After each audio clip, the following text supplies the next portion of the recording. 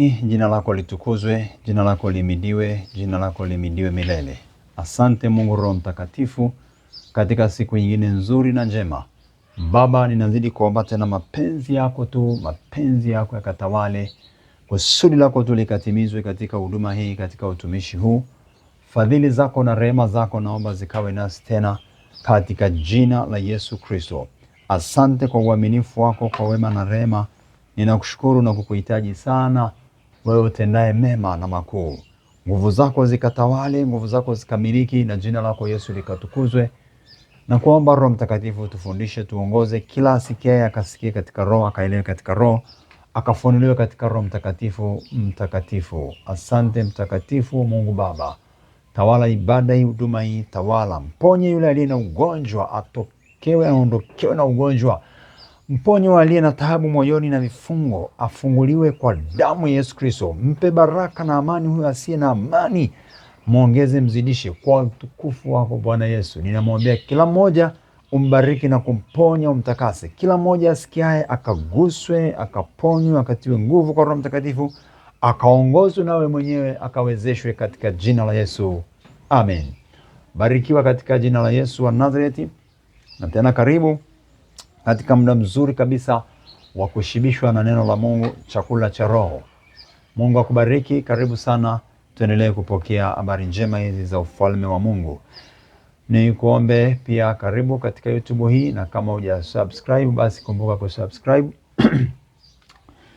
YouTube inapatikana kwa jina la Eli Mlinzi Mbise. Endelea kushare na wengine, naomba kwa utukufu wa Bwana Yesu, na kuwabarikia wengine kwa njia hiyo. Mungu akutunze katika jina lake. Karibu sana, na utukufu wa Bwana ni wa milele, na mapenzi yake Mungu wetu ni ya milele. Karibu tuendelee kujifunza somo hili juu ya umuhimu wa kuongozwa na Roho Mtakatifu. Umuhimu wa kuongozwa na Roho Mtakatifu. Liko jambo muhimu sana katika kuongozwa na Roho Mtakatifu, ambalo tunatakiwa kuelewa kwamba ni jambo muhimu, na kuna jambo kubwa la pekee katika maisha ya mwanadamu: kukubali kuwa chini ya utawala wa Roho Mtakatifu na kuongozwa na yeye mwenyewe. Kuongozwa na Roho Mtakatifu ni kukubali kuwa chini ya utawala wa Roho Mtakatifu. Nianze hivyo, na sasa niingie kwanza kusoma maandiko matakatifu. Katika Wagalatia sura ile ya pili, mstari ule wa 20. Galatia 2, nitasoma Galatia 2 mstari ule wa 20. Maandiko matakatifu yanasema hivi. Galatia 2:20 inasema, nimesulubiwa pamoja na Kristo, lakini ni hai, wala si mimi tena, bali Kristo yu hai ndani yangu. Na uhai nilio nao sasa katika mwili ninao katika imani ya mwana wa Mungu, ambaye alinipenda akajitoa nafsi yake kwa ajili yangu. Si batili neema ya Mungu, maana ikiwa haki hupatikana kwa njia ya sheria, basi Kristo alikufa bure. Amina. Bwana Yesu akubariki na jina lake litukuzwe sana. Karibu sana, tutafakari umuhimu wa kuongozwa na Roho Mtakatifu, umuhimu wa kujazwa na Roho Mtakatifu na kuongozwa na Roho Mtakatifu.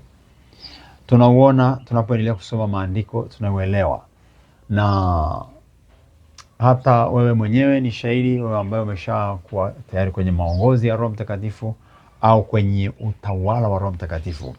Kuongozwa na Roho Mtakatifu ni kuwa chini ya utawala wa Roho Mtakatifu, ni kuwa chini ya neema ya Bwana Yesu, ni kuikubali neema ikutawale na utumike ndani ya neema na kutembea ndani ya neema, katika neema, wala si kutembea tena au kujivunia chochote au kuongozwa na sheria au na mapokeo ya kibinadamu au kujipangia ratiba sisi wenyewe au kuwa na uhuru wa kwetu wenyewe.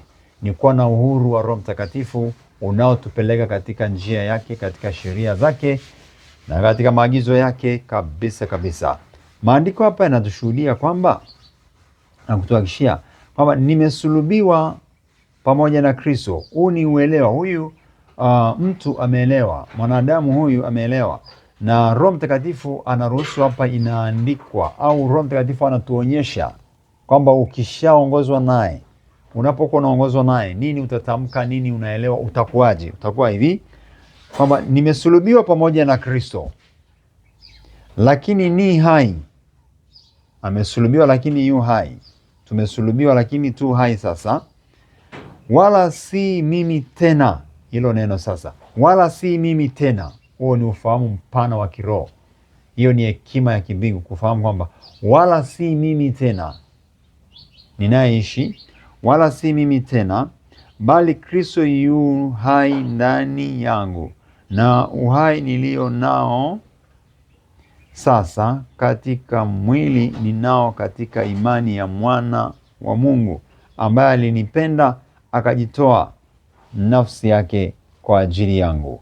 Wala si mimi tena ninaishi, ila ni Kristo yu ndani yangu anaishi. Kristo yu ndani yangu, Kristo yu ndani yangu, anaishi ndani yangu.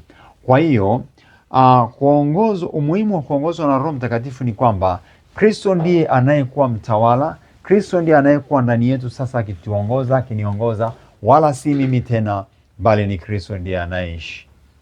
Wala si mimi tena, ila ni Kristo anayeishi.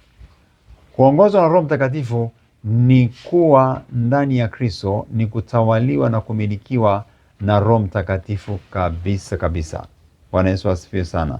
Hebu kidogo tuone hapa kidogo. Wakorintho wa pili, ngoja niingie kidogo hapo. Wakorintho wa pili sura ile ya 5 mstari wa 17. Hata imekuwa mtu akiwa ndani ya Kristo amekuwa kiumbe kipya, ya kale yamepita, tazama yamekuwa mapya. Kuongozwa na Roho Mtakatifu ni kuwa kiumbe kipya, au kujazwa na Roho Mtakatifu au kuokoka ni kuwa kiumbe kipya, alafu kuachana na ya kale yote, alafu na kuwa mtu mpya ndani ya Kristo. Ndio huyu mtu mpya ndani ya Kristo anaeleza hapa katika Wagalatia sura hii ya 2 na mstari wa 20, anasema nimesulubiwa pamoja na Kristo, sio mimi ninayeishi tena, ila anayeishi ni Kristo. Kwa hiyo maisha yetu sio sisi tena, ila ni Kristo. Kama sio sisi ni Kristo, basi Kristo ndiye aonekane kwenye maisha ya mtu. Bwana Yesu ndiye aonekane kwenye maisha yangu. Nisionekane mimi, nisijiweke mimi, ila ameniweka yeye au aniweke yeye. Nisijiongoze mimi, ila niongozwe na yeye.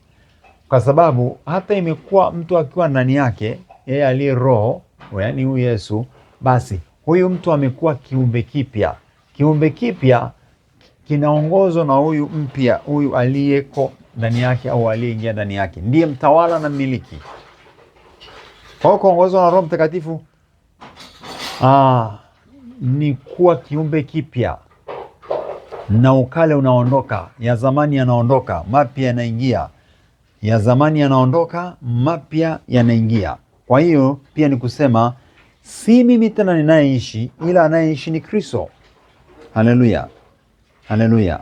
Wala si mimi tena, bali ni Kristo. Lakini ni hai, lakini ni hai katika Kristo, na wala si mimi sasa ninayeishi, ila yule Kristo aliye ndani yangu ndiye anayenifanya niishi, ndiye anayeishi. Yu ndani yangu.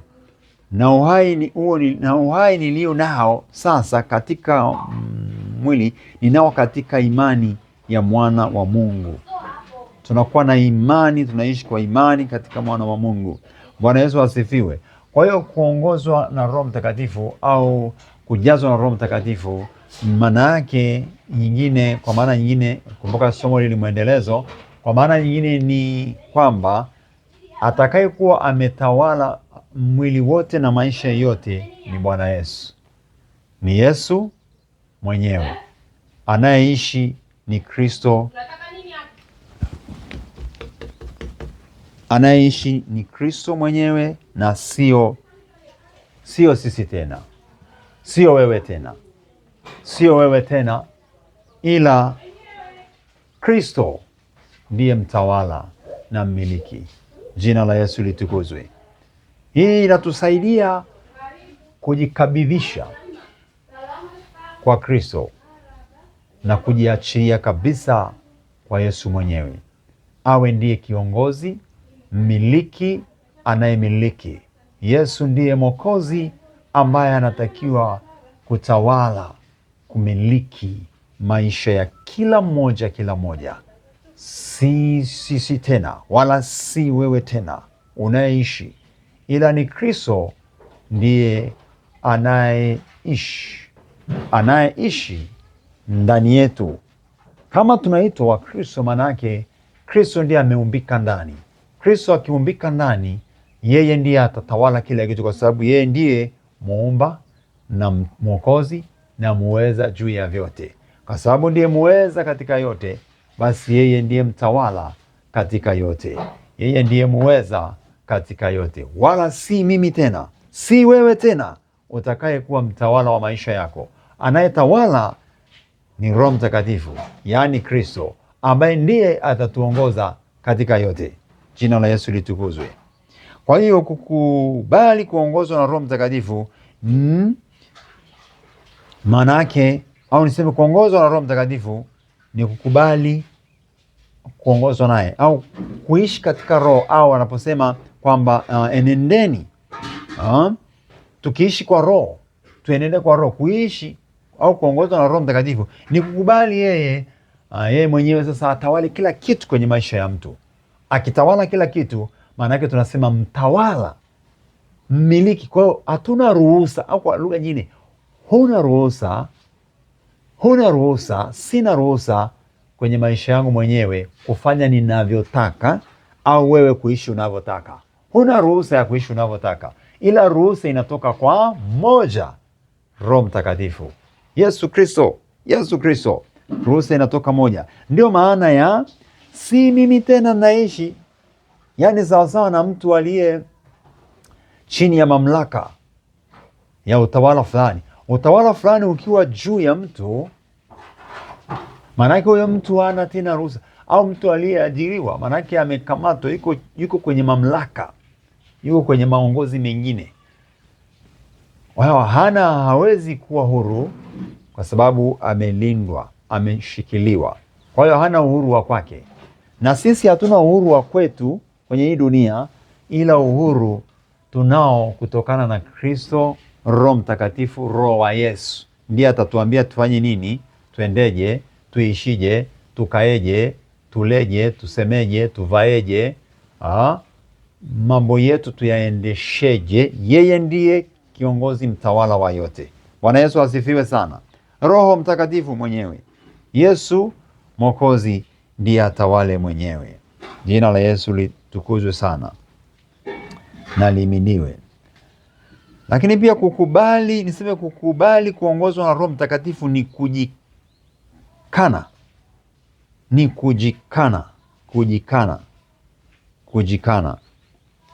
Mtu aliyejikana.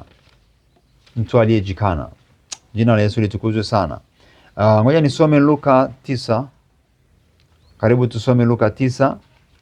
Luka sura ya 9. Luka 9:23 pale. Luka 9:23 nasema, akawaambia wote, mtu yeyote akitaka kunifuata na ajikane mwenyewe, ajitwike msalaba wake kila siku, anifuate. Yesu anasema mtu yeyote akitaka kunifuata na ajikane mwenyewe, ajitwike msalaba wake kila siku, anifuate. Mstari wa 24, kwa kuwa mtu atakaye kuiponya nafsi yake ataiangamiza, na mtu atakaye iangamiza nafsi yake kwa ajili yangu ndiye atakaye isalimisha. Jina la Yesu litukuzwe na lihimidiwe sana milele yote, na litukuzwe sasa na hata milele yote. Bwana Yesu apewe sifa. Yesu anasema mtu akitaka kunifuata lazima ajikane. Kwa hiyo kuongozwa na Roho Mtakatifu ni kujikana. Na umuhimu sasa wa Roho Mtakatifu ni kwamba anatuwezesha kujikana. Tunaweza kuacha. Ukishakuwa na Roho Mtakatifu, yaani unakuta kabisa zuio kama kutaka kufanya uovu, hapana. hata mambo mengine ambayo ni mema, lakini baadaye anaweza akakuletea hasara au tatizo, Roho Mtakatifu anakwambia hapana. Au nirudi pale kwenye neno la kujikana, ni kuachana kabisa na vitu ambavyo ni uovu, ambavyo havimpendezi.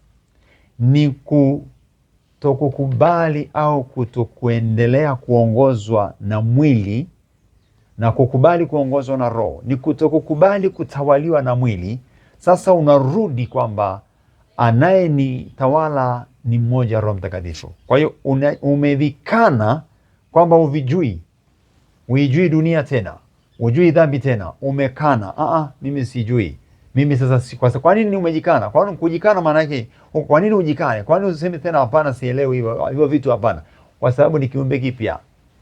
Kiumbe kipya, amezaliwa mtu mpya, alishasahau uovu, hayo mabaya, hayo ya kale hayajui, kwa sababu si mpya. Amesema katika Galatia ile tuliosoma, Galatia 2:20, kiumbe kipya ndani ya Kristo. Hata imekuwa na kule kwenye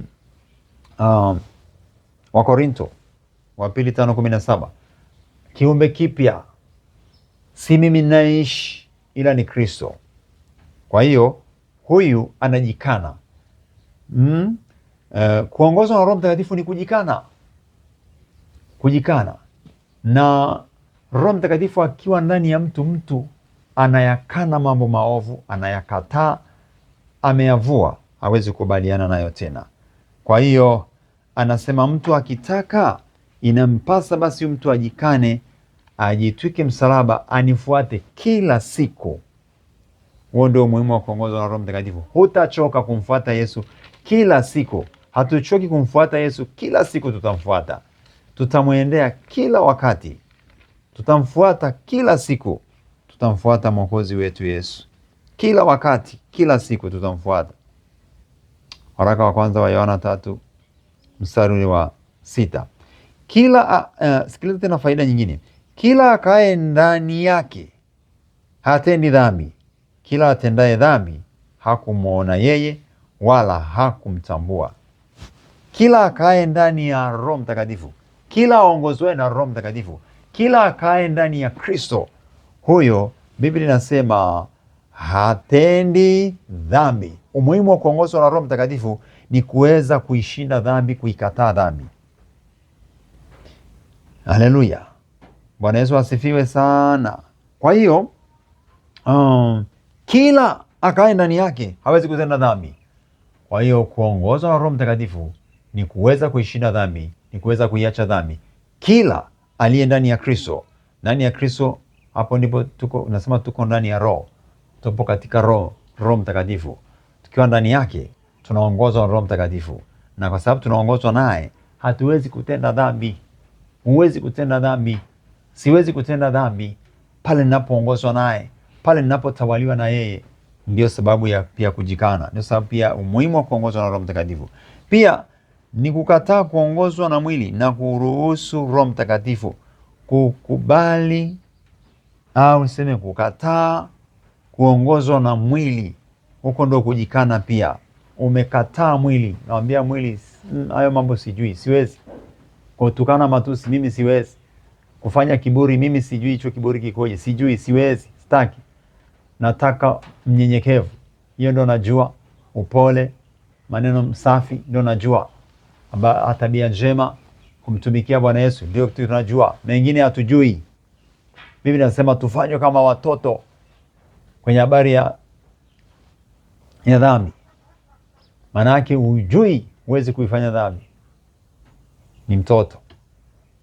Lakini anasema pia watu wazima katika kuyajua yale ya kimbingu, kwa sababu tunatakiwa kuwa na ufahamu pana katika Roho.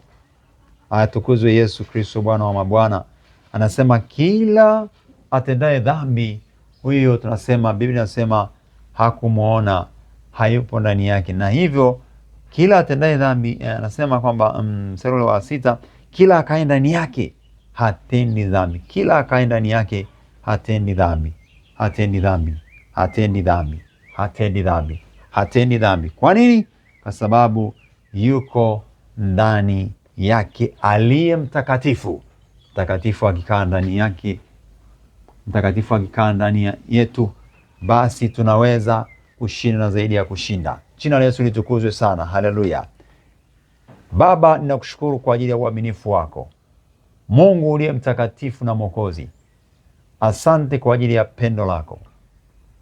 Ninaomba rehema zako uendelee kutujaza na Roho wako. Uweza ni wako na nguvu ni zako. Asante kwamba sio mimi ninayeishi tena, sio sisi tunaoishi tena, ila ni wewe Kristo unaishi ndani yetu, wewe unaishi ndani yetu. Ninaomba tujaze neema yako, tuongoze katika neema yako. Mpendwa, inua mkono wako namna hii, sema nakushukuru Bwana Yesu kwamba umenikomboa. Sitaki kuishi maisha yangu tena, nahitaji kuishi maisha yako kwako Bwana Yesu. Si mimi ninayeishi tena, sema bali ni wewe Kristo unaishi ndani yangu. Mwambie Yesu, tawala kabisa kila kitu changu, kuanzia akili mpaka moyoni. Sema Roho Mtakatifu, tawala wewe. Roho Mtakatifu, niongoze wewe. Asante kwa pendo lako, asante kwa neema yako. Ninakataa kutawaliwa na dunia, ninakubali kutawaliwa na wewe Roho Mtakatifu. Niongoze siku zote daima, kwa jina lako Yesu Kristo, amen. Roho wa neema akujaze tele na kukuongoza wakati wowote. Endelea kumfurahia Roho Mtakatifu. Tambua kwamba si wewe tena, ikiwa unamwamini Yesu, si wewe tena utakayekuwa unaishi, utakayekuwa unafanya, ila ni Roho Mtakatifu, katika jina la Yesu. Bwana Mungu akubariki sana, akujaze na Roho wake na nguvu zake, akushibishe mema, ukatunzwe na Yesu, uwe na neema juu ya neema. Karibu sana. Kumbuka huduma inaendelea. Kumbuka pia kusubscribe kwenye YouTube channel hii kama hujafanya hivyo. Karibu sana kwa utukufu wa Bwana Yesu. Karibu, endelea kutuombea Nuru Ministry kwa ajili ya utumishi wa kwenda vijiji kwa vijiji kuhubiri Injili. Alafu endelea kushiriki nasi kwa kila namna inayowezekana ili kazi ya Yesu iende, kwa kuwa inahitaji gharama kubwa mno za fedha. Gharama za fedha, gharama za kiroho. Karibu sana na Mungu akubariki katika jina la Yesu. Tembea katika uwepo wake, ishi katika mapenzi yake, yeye aliye mtakatifu na Mungu mwenye nguvu, katika jina la Yesu Kristo. Endelea kuishi na kulitumainia jina la Yesu ambalo lina nguvu na ambalo linaponya. Lishike neno, kaa katika neno, kwa kuwa neno litasimama daima, nalo lina nguvu, litakupa nguvu. Ishi kwa mapenzi ya Mungu. Amina.